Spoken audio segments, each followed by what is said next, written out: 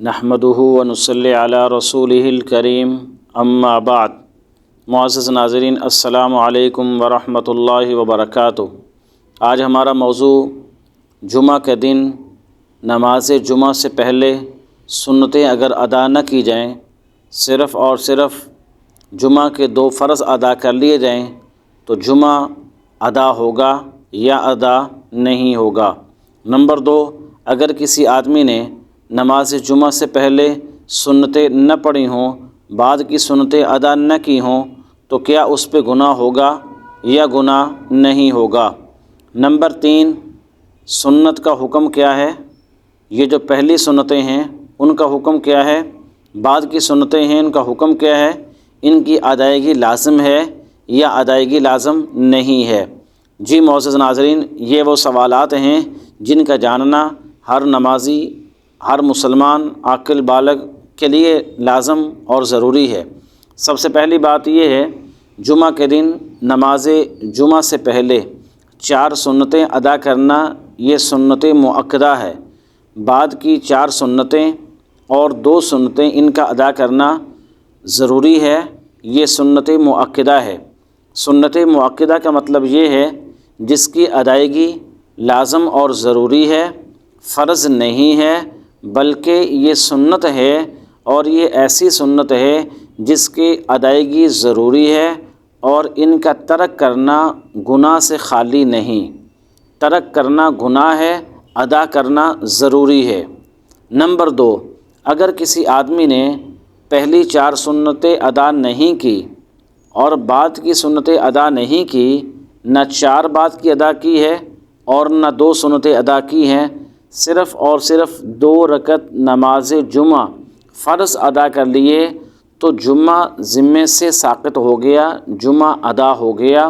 اب اسے نماز ظہر اور کہیں اور جا کر جمعہ کی دوبارہ سے 2 رکعت کو لوٹانا، دہرانا ضروری نہیں ہے، بلکہ یہ فرض ادا کر لیے، اب جمعہ ادا ہو گیا، فرضیت ذمے سے ساقط ہو گئی، اب ذمے نہیں ہے۔ نمبر 3، یہ جو سنتیں ہیں ان کی ادائیگی لازم ہے اور ان کا ترک کرنے والا گناہ گار ہوگا۔ حدیث پاک میں ہے، حضور نبی اکرم صلی اللہ علیہ وسلم نے ان رکعتوں کی فضیلت بیان فرمائی ہے جو نماز فجر سے پہلے 2 رکعت سنت ادا کی جاتی ہے، یہ بھی سنت مؤکدہ ہے۔ اور اسی طرح جمعہ کے دن نماز جمعہ سے پہلے 4 رکعت ہے، نماز جمعہ کے بعد 4 رکعت ہے، اور اس کے بعد 2 رکعت ہے۔ اسی طرح عام دنوں میں نماز ظہر ہے تو نماز ظہر سے پہلے 4 رکعت سنت ہے اور اس کے بعد 2 رکعت سنت ہے، اور اسی طرح نماز مغرب کے بعد 2 رکعت سنت ہے، اور نماز عشاء کے بعد 2 رکعت سنت ہے۔ یہ سنت مؤکدہ ہے، ان سب سنتوں کی ادائیگی لازم اور ضروری ہے، اور ان کا ترک کرنے والا گناہ گار ہوگا۔ باقی کسی آدمی نے اگر صرف اور صرف فرضوں کی ادائیگی کر لی تو فرض ذمے سے ساقط ہو جائے گا، باقی گناہ ہوگا۔